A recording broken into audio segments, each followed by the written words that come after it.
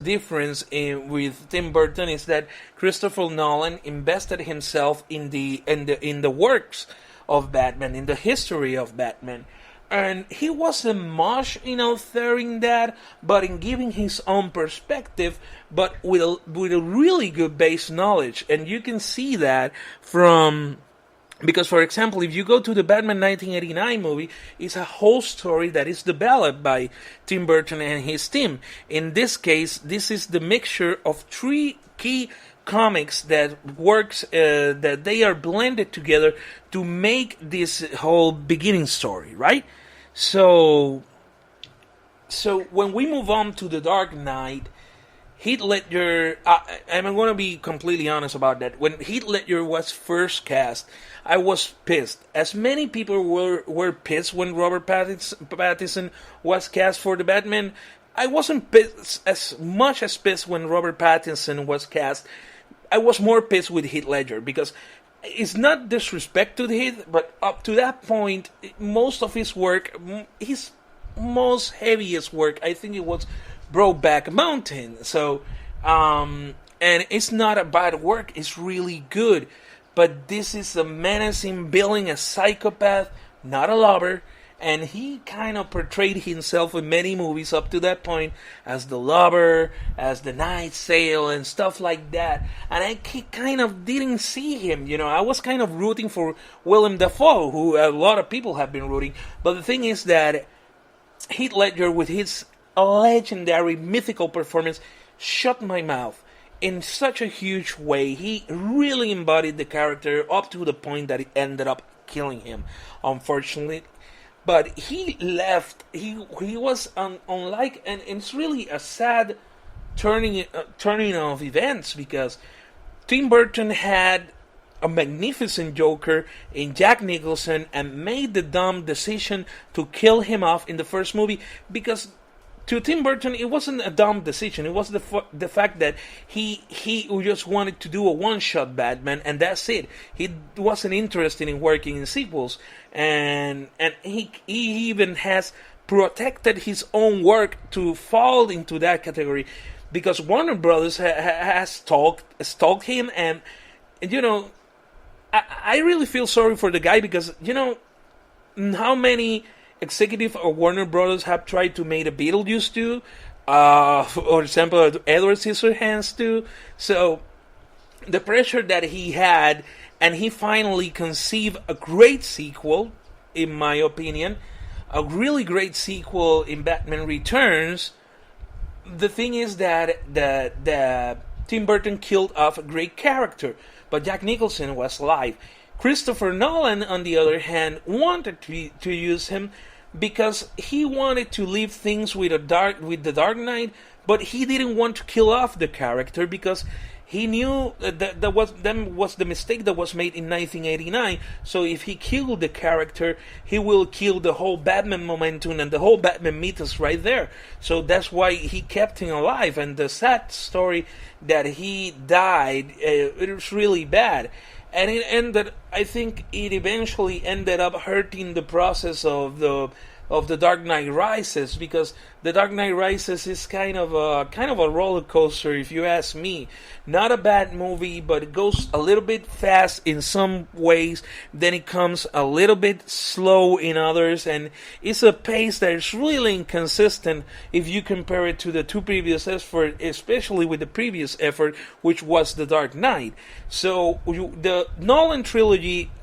The good thing that he got is that he managed to close it on a high note, and he brought closure to his own trilogy, and that was what he wanted to. That was what he wanted to do. But the thing is that as he has wanted to do that kind of stuff, the Batman mythos was being touched by the New 52. And the thing with the New 52 is that the whole Batman mythos got completely redesigned. So he, unlike Joel Schumacher, the Dark Knight Rises, good things that Nolan, and he has stated, he hasn't been shy about selling it. he was making the movie as a job, as a work. But he did good things. He kept his whole theme of keeping Gotham alive, giving Gotham a more broader spectrum, which led him an easier path to develop this story. And what makes it really great is that the elements that he established in his own universe were mostly untouched by the end of the trilogy, even though the third movie was kind of a so-so, a little bit. You could compare it with Batman Begins, but then Batman Begins slightly better. You see, if I rank them, is like The Dark Knight, Batman Begins, and then The Dark Knight Rises, almost in the same, not in the same order, because the sequel was way better than the original. So after these three movies, Christopher Nolan was really clear that he moved out of the helm. So Batman returned once again to the production hell. And it's really sad because every time and the funny thing about the Dark Knight Rises, which was released in 2012, it was that in the case of the Marvel, the famous MCU, they were having these whole issues, right? That they were having the New 52. The stories have gone way out of control. You got the Riddler now. The Riddler and the Penguin are now like, they go on and off. Sometimes they're villains. Sometimes they are working together with Batman, especially the Riddler. You got a universe right now which is so way expanded that starting to touch any part of the Batman mythos, you have to be really careful, because this is not the same Batman that was given to Tim Burton in 1987. This is another Batman. This is a Batman who has his own universe. This is another Batman which in the whole midst of this, everything that happened after The Dark Knight Rises, you got a Batman who's battling an old society that has always had a feud, a feud for ages, maybe even centuries, with the Wayne family, and it's so big right now. Gotham City right now, it is like its own universe, and I think that even though a lot of people, critics, has slammed the Gotham series, I think it started really good, but then it started like going back and forward, and then it kind of grappled, but way too late, because once again the fans were not interested. And in the difference with the debacle that was the Cluster F, that was Batman and Robin, it was that these were products that did not have energy. Not a crappy product, not crap, but they didn't have the same energy and drive that you seen previous Batman works had. And in the animated realm, you had The Dark Knight Returns being done marvelously, and the fact that they changed the voice of Batman to from the traditional Kevin Conroy voice to use Peter Weller, who used to be RoboCop in the 1980s, to establish the aging of the character, it was really genius. The way the movie was made, I think it was Tim Daly who did the voice of Superman. It was my mistake. It was Mark Bailey, the one who made the voice for Superman in this movie. But it's so similar to the voice that Tim Daly gave him, and I think it was, yes, it was Mark Bagley, and the work was wonderful, and it revived this interest in Batman once again. And you got the son of Batman exploring his parental skills with Damian Wayne. The animated version, as many of you know, have been doing really good for DC.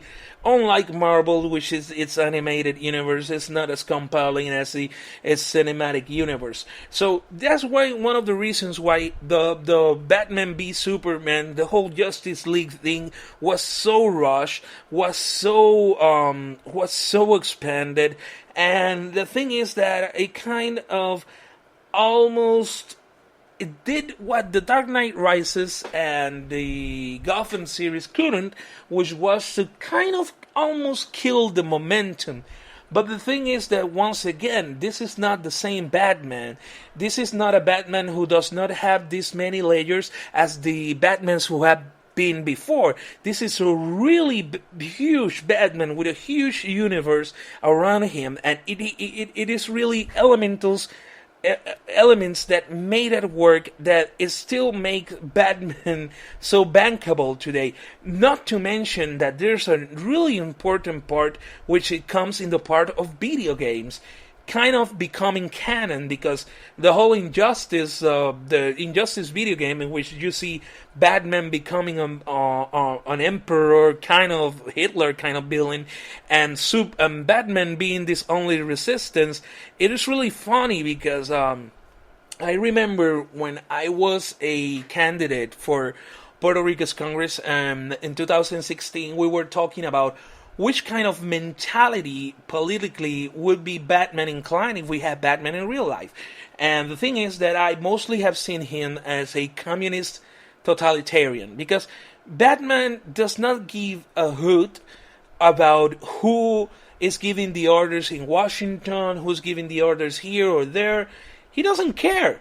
He started his work being a vigilante. Being a vigilante is illegal. It is established in the comics that the cops are after him because he's doing a job that he is not prepared, because he's way more prepared than the Gotham PD in most of the situations. I think the only time the Gotham PD got to really shine, it was in The Dark Knight Rises. But the thing with Batman is that it's his rule. It is what he says, when he says, and when he says it. And it doesn't make... Sometimes some people have taken a notion of Batman of being kind of a machista.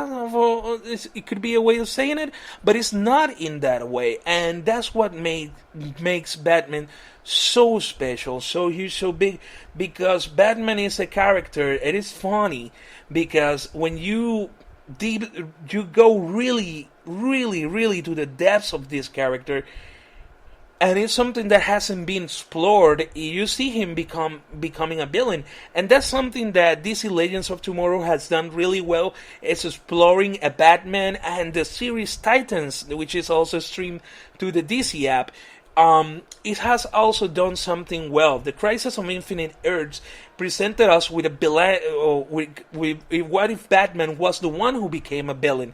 What if these huge brains that managed at one point to defeat Superman could be the villain, could be aging to be the villain? In fact, in the Crisis of Infinite Earths, it established one Batman who managed to kill Superman out of the fear that he might become too powerful, which is not really far driven if you see the events of Injustice. And remember, DC makes literally everything canon, and like Marvel, like Star Wars universe. So all of these stories, even though the Injustice, very same Arkham Asylum stories, you could bet that they will eventually get assigned a Earth number, like in The Dark Knight Returns is Earth 31. But in the case of Batman, is really huge. The upcoming movie has got a lot of hype, got great actors. What is worrying me a lot is not Robert Pattinson. In fact, something that I liked about the trailer so far is the fact that he stands out as a real Bruce Wayne to me, because many people see the playboy philanthropist, like kind of Iron Man when he was mangling, when Tony Stark was like fronting around, and Bruce Wayne does not play the playboy part. He plays it sometimes as a cover-up. He is not like divided between of it. It's mostly a face. The real Bruce Wayne, in fact, which is kind of a mysterious character that has got lost in this whole broadening, is the fact of the real Bruce Wayne. We know to this point that he's really resilient, but in the comics he has been developed to be this really sad and angry person, and you can see that in Robert Pattinson. What worries me about this upcoming the Batman, the one that's been done by Matt Reeves, is that my biggest fear right here is the fact that we get too much of a convoluted plot. You have